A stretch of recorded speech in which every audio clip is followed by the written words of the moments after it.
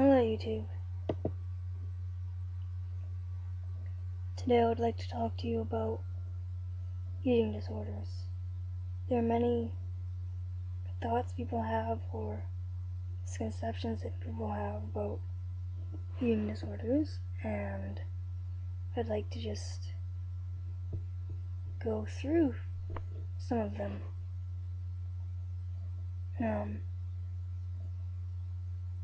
Often what people portray in the media is that eating disorders are about a preoccupation with thinness or losing weight or having the perfect body, and it's not about being thin or about how much weight they can lose.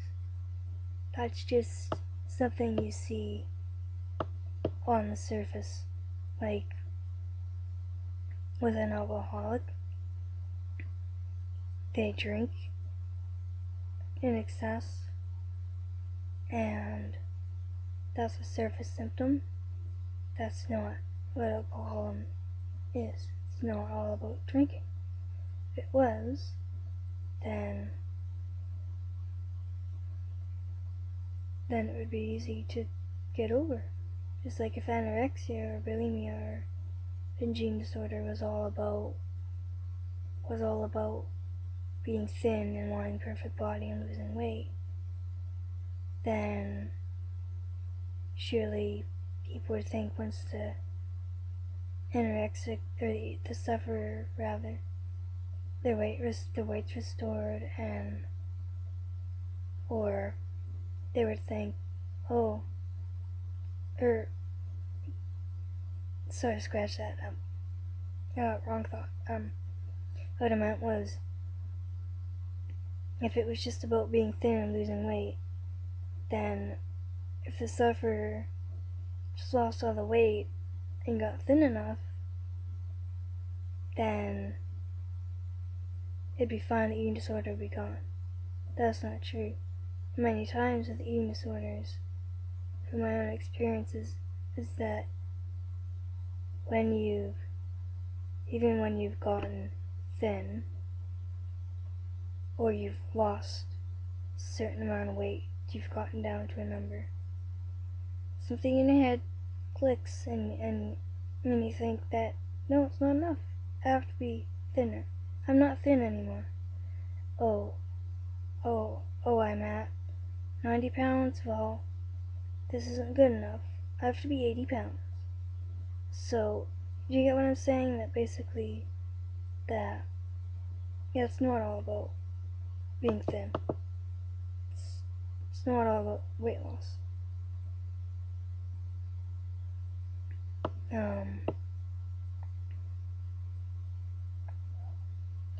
People think that people with eating disorders, particularly anorexia and bulimia, is that they eat next to nothing, or they don't keep any food down. And that's not the case. You can have women or men that are severely overweight, or you can have a woman that isn't underweight, or a man that isn't underweight, and they can still have an anorexic or bulimic mindset. Same as like for some binge eaters, like you can have like somebody that binge eats and they're not severely overweight or anything, right? So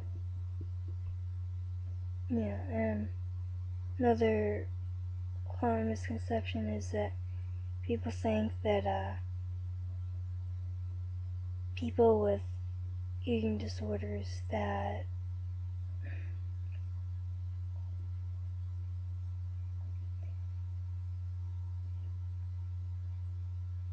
they do it for attention or to prove a point, and it's not necessarily true either, because they know that what they're doing could make or could make them potentially ill,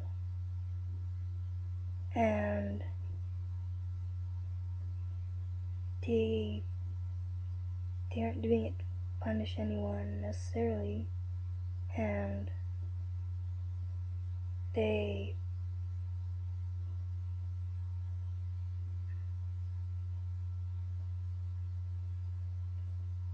they know what they're doing is gonna get them sick and whatnot, and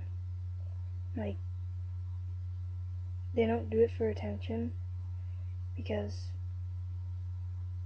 I don't think they would want all that attention of people saying, "Oh, you look like you're dying," or people saying, "Oh, you look like a cancer patient."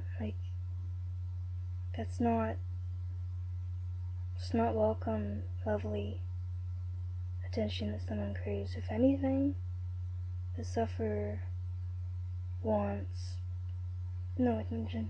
They don't want people to see that they're struggling. They don't want people to notice that they're skipping meals. They don't want people to notice the weight loss. Because for myself, it was very painful seeing that people knew that, and just seeing that I was getting thinner and thinner, and that it was never good enough, and I just couldn't see how thin I was. And I hated the fact that it caused my family and my friends, it caused my relationships to suffer greatly. It caused my family a lot of pain, and me a lot of pain, and I didn't want any of that. I just wanted this eating disorder gone, and I think that's the case for many eating disorder sufferers, is they just want it gone, but they're just too stuck. They're just, they just can't seem to break through. So, those are some conceptions. If you have any others, I'd like to hear them, just out of curiosity. I'd say really, if you have a question about eating disorders or whatnot, if it's something you don't understand, really, there's groups you can go to. If a loved one you know is in a center receiving treatment, many centers have family therapy, or a group that friends or loved ones could go to learn about eating disorders and best how to support their loved one or their friend, or they can learn why the eating disorder is there, so to speak. And also, really, if you really want to know, best one to ask is, well, ask the one that's